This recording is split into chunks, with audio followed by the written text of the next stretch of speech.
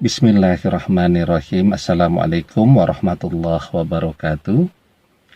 Bapak-bapak, ibu-ibu, mas-mas, mbak-mbak, adik-adik sekalian yang dirahmati Allah dimanapun Anda berada. Kembali bersama saya, Iip Wijayanto, di dalam program Solusi Asik dari Pak Iip. Selama 15-20 menit ke depan kita akan bersama-sama mengupas berbagai persoalan kehidupan, ya.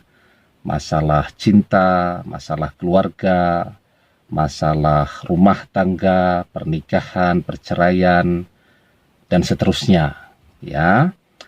Dan seperti biasa pula, jika ada pertanyaan yang ingin disampaikan bisa dikirim melalui nomor WA yang ada di bawah ini, mencantumkan hashtag solusip, ya, biar saya tahu mana yang harus saya jawab melalui program kita ini, atau juga bisa langsung menuliskan pertanyaan di bagian komen dari video ini, ya.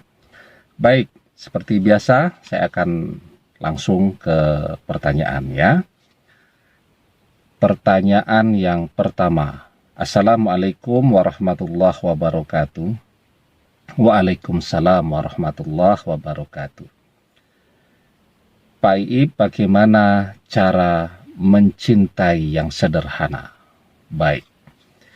Ya, jadi mencintai itu tidak usah mewah-mewah, tidak usah megah-megah, tidak usah lebay, karena mencintai yang berlebihan itu juga akan menimbulkan rasa sakit, derita, berkepanjangan. Mencintai yang berlebihan akan melahirkan kebencian yang berlebihan. Karena cinta itu belum tentu semuanya akan berakhir dengan happy ending. Kalau ada undangan nikah itu kan biasanya banyak tuh yang mencantumkan kalimat indah pada akhirnya. Ya, memang beberapa bisa mencapai tepian dari perjalanan itu, ya. Bisa mencapai pantai yang bernama pernikahan setelah mengarungi lautan. Tetapi lebih banyak yang kemudian harus bubar, berpisah di tengah jalan. Bahkan setelah menikah pun tidak sedikit orang yang kemudian harus berpisah. Kalau kita lihat di televisi, banyak artis yang kemudian bercerai. Nggak usah ikut-ikutan, ya. Dan jangan kemudian menjadikan itu sebagai legitimasi untuk memudahkan perceraian. Karena pasti setiap perceraian itu dampaknya akan sangat besar, ya. Khususnya bagi anak-anak yang ada di dalam keluarga tadi. Orang tua bisa saja bercerai. Kenapa? Karena sudah tidak nyaman, karena merasa sudah tidak cinta, karena punya cinta yang lain. Tetapi anak-anak di dalam pernikahan tadi, mereka tidak peduli dengan masalah itu. Yang mereka butuhkan untuk bisa tumbuh, berkembang, berprestasi adalah kehadiran orang tuanya di hadapan mereka, memberikan cinta, kasih sayang, dan utuh. Dan yang lebih penting lagi, mereka bisa berinteraksi dalam situasi yang kondusif, ya. Bayangkan saja, ya. Anak-anak ditanya oleh temannya, itu kenapa bapak sama ibumu berantem di Facebook, ya. Katanya mau pegatan, katanya mau bercerai, kan kasihan, ya. Anak yang akan mengalami dampak psikologis yang luar biasa.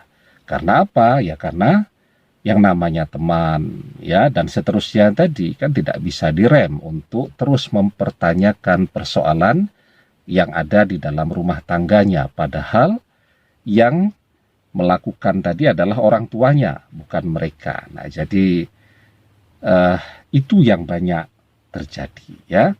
Ketika mereka mau bercerai, mereka saling serang melalui media elektronik, melalui media online, dan seterusnya.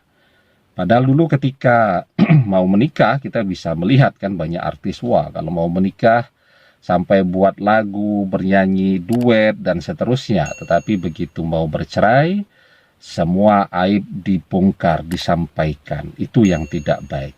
Nah, itulah yang namanya orang-orang yang mencintai dengan cara yang lebay, yang berlebihan ya. Mencintai yang sederhana.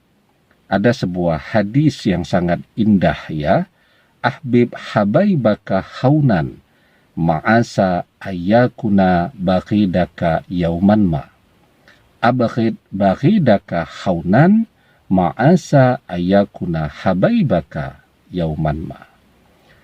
Apa arti hadis ini tadi? Jika engkau mencintai seseorang, maka cintailah orang tersebut dengan cara yang sederhana. Karena bisa jadi orang yang paling engkau cintai itu suatu saat akan menjadi orang yang paling engkau benci. Jika engkau membenci seseorang, maka bencilah juga dengan cara yang sederhana. Karena bisa jadi esok lusa dia akan menjadi orang yang paling engkau cintai. Ya. Nah, bagaimana cara mencintai yang sederhana? Ya ndak usahlah satu dunia tahu semua ya.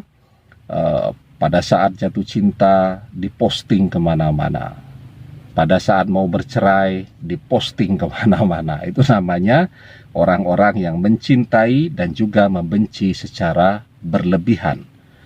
Padahal kalau kita uraikan pakai ilmu fisika ya, bahwa cinta ya itu adalah energi. Ya.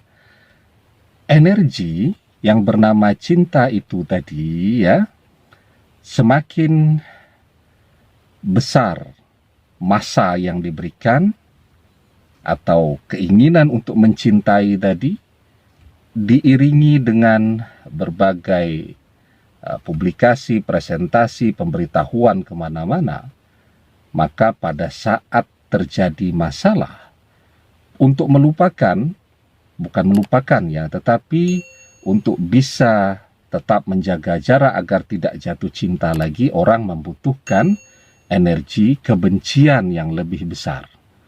Nah, maka cinta dan benci itu seperti sekeping mata uang logam, ya. Sebentar, saya cari ada uang logam atau tidak di mobil ya. Seharusnya sih ada ya. Oke. Nah,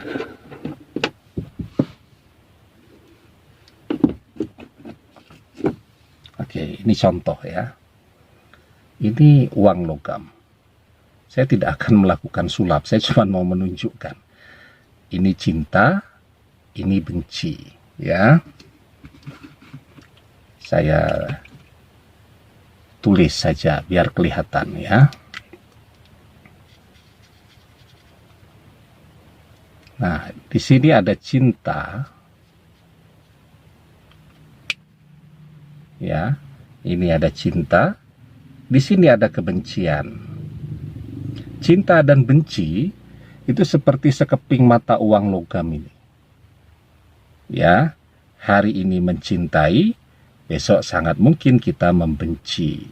Semakin besar cinta yang diberikan, harapan yang ditanamkan, mimpi yang dibangun, maka ketika terjadi sesuatu, untuk bisa menjaga jarak agar tidak kembali jatuh cinta, seseorang butuh energi kebencian yang minimal sama besarnya.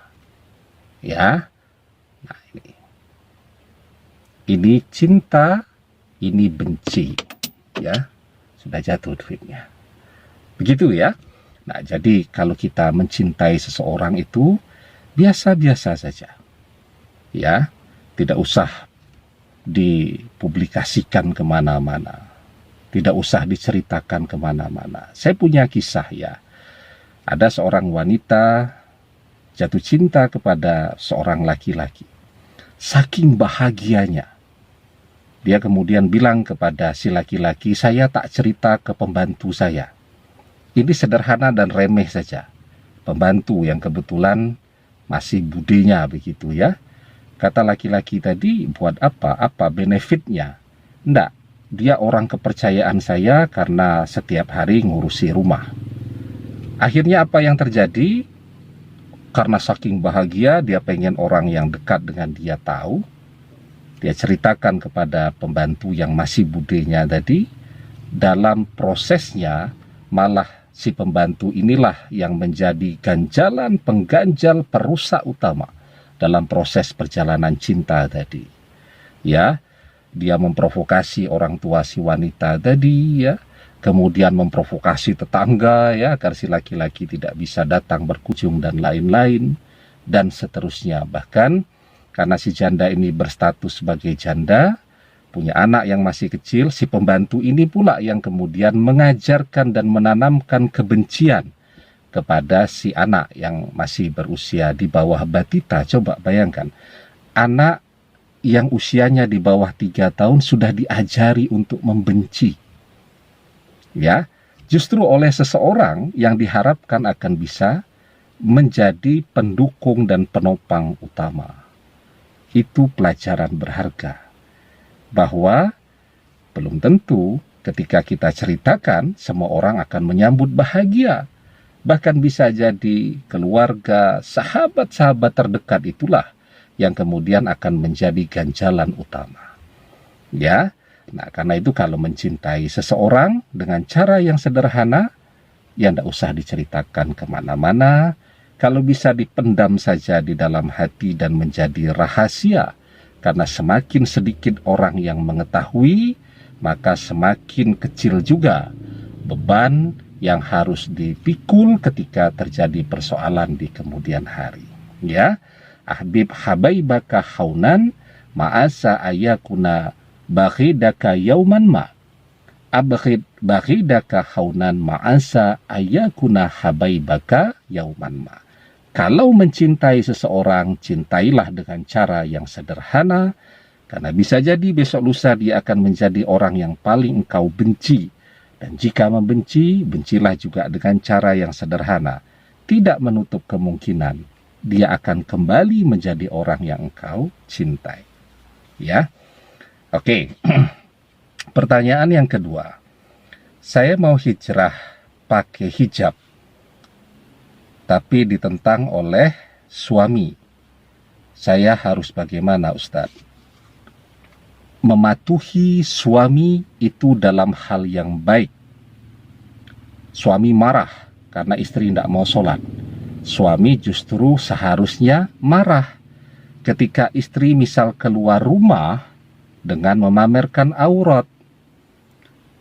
Suami seharusnya marah ketika istri pajang foto cantik, ya, biarpun misal pakai jilbab, pakai hijab, tetapi karena bahannya terlalu tipis sehingga bentuk lekuk tubuhnya kelihatan, seharusnya seorang suami marah dan cemburu.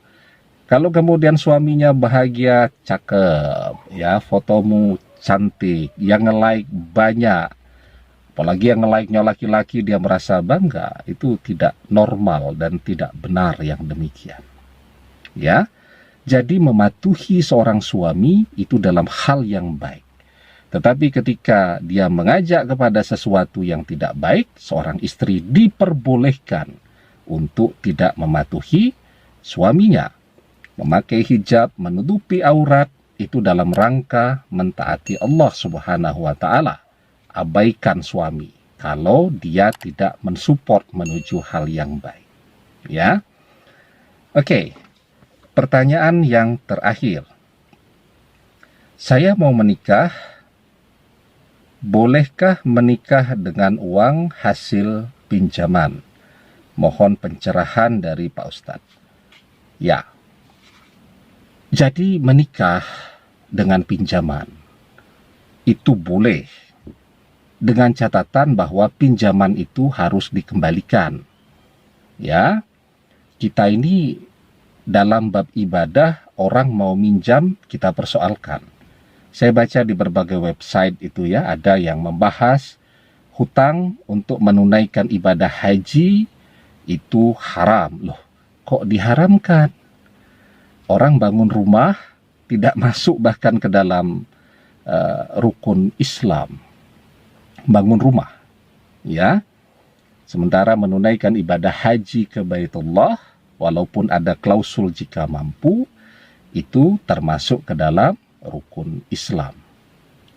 Bangun rumah, ngutang boleh, tidak dipermasalahkan.